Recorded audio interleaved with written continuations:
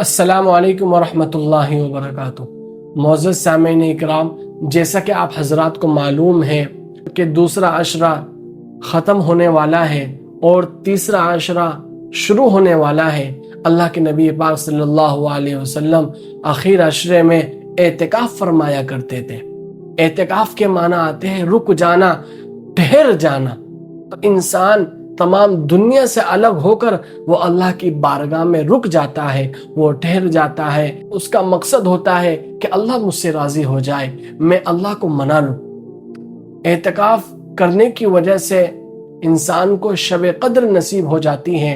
شب قدر حاصل کرنے کی وجہ سے انسان اعتکاف میں بیٹھتا ہے۔ اللہ کے نبی پاک صلی اللہ علیہ وسلم اور صحابہ کرام رضوان اللہ تعالی علیہم اجمعین نے اعتکاف پہلے عشرے میں بھی فرمایا، دوسرے عشر میں بھی اعتکاف فرمایا۔ جب شب قدر کے بارے میں پتہ نہیں تھا، پھر صحابہ اکرام جانے لگے تو اللہ کے نبی کو بتلا دیا گیا کہ شب قدر آخر عشرے میں ہے، اور آخر عشرے کے بھی طاق راتوں میں شب قدر ہے۔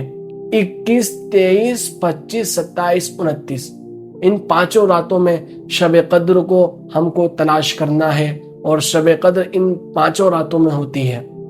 شب قدر کی تاریخ بھی اللہ کے نبی پاک صلی اللہ علیہ وسلم کو بتلا دی گئی تھی۔ اللہ کے نبی جا رہے تھے تو راستے میں دیکھا کہ دو شخص جھگڑا کر رہے ہیں، تو اللہ کے نبی ان کو چھڑانے لگے، ان میں صلح کرانے لگے۔ تو اس کی وجہ سے اللہ کے نبی پاک صلی اللہ علیہ وسلم سے شب قدر کی تاریخ بھی بھلا دی گئی۔ اس میں بھی اللہ کی کوئی مصلحت ہوگی۔ اور دوستو دیکھو، آپ جھگڑا کرنے کی وجہ سے اللہ رب العزت نے ایک بڑی نعمت سے ہم کو محروم کر دیا۔ تو ہر مسلمان کو جھگڑا نہیں کرنا چاہیے، جھگڑے سے ہم لوگوں کو بچنا چاہیے۔ بہرحال اگر شب قدر کی تاریخ بھی اگر متعین ہو جاتی تو دوستو، تو اس رات میں ہر مسلمان پر فرض ہوتا کہ وہ اس رات میں کوئی گناہ کا کام نہ کرے، اور اگر کرتے تو اس پر سخت پکڑ ہوتی۔ تو اللہ رب العزت کی اس میں بہت بڑی مصلحت تھی کہ اللہ رب العزت نے اس رات کو ہم سے چھپا لیا۔ اعتکاف سنت علی الکفایہ ہے، یعنی محلے والوں میں سے اگر کسی ایک نے بھی اعتکاف کر لیا ہے تو وہ تمام کی طرف سے ساقط ہو جاتا ہے، اور اگر کسی نے بھی اعتکاف نہیں کیا ہے تو تمام محلے والے گناہگار ہوتے ہیں۔ تو ہم سب کو اس آخر عشرے میں اعتکاف کرنا چاہیے اور شب قدر کو تلاش کرنا چاہیے۔ اور عورتیں بھی اعتکاف کر سکتی ہیں۔ عورتیں کسی گھر کا ایک کونا متعین کر لے اور اس کونے میں وہ رات گزارے، وہیں کھائے، وہیں پیے، اور ضرورت کی وجہ سے وہ اعتکاف سے بھی باہر آ سکتی ہے، وہ اپنی حاجت بھی پوری کر سکتی ہے۔ اور جو حضرات اعتکاف میں بیٹھتے ہیں ان کو چاہیے کہ وہ مسئلے مسائل پوچھ کر اعتکاف میں بیٹھے، اور علماء سے پوچھ کر جو کام کرنا ہے وہ کریں۔ وہ کبھی کبھی ایسا ہوتا ہے کہ حضرات دوسرے سے پوچھ لیتے ہیں۔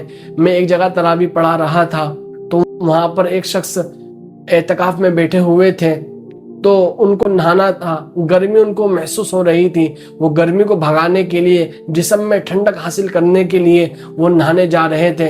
تو انہوں نے حاجی صاحب سے پوچھا کہ میں اعتکاف کی حالت میں بلا ضرورت، یعنی مجھے غسل جنابت نہیں کرنا ہے، صرف ٹھنڈک حاصل کرنی ہے، تو میں نہا سکتا ہوں کیا نہیں نہا سکتا ہوں؟ تو حاجی صاحب نے کہا کہ آپ نہا سکتے ہیں۔